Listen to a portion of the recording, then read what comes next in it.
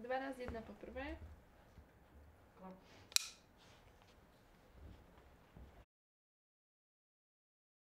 Tak asi by som sa ich spýtala, že či vôbec uvažujú nad tým, že ešte budú robiť filmy do kina, alebo či už vlastne sa nejakým spôsobom zamýšľajú skôr úplne iným smerom, ktorý je mne úplne neznámy.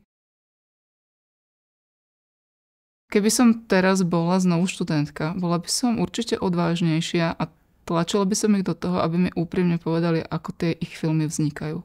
Pretože keď som bola na tej škole, tak to pre mňa boli takí ľudia, také modly a vôbec proste som si nepripúšťala možnosť, že sa s tým filmom možno úplne šialene trápia tiež, tak ako to teraz poznám ja. A už teda poznám aj ten spôsob práce ďalších mojich kolegov.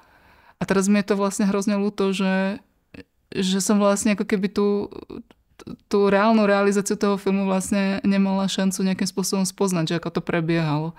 Aké omyly napríklad urobili aj oni.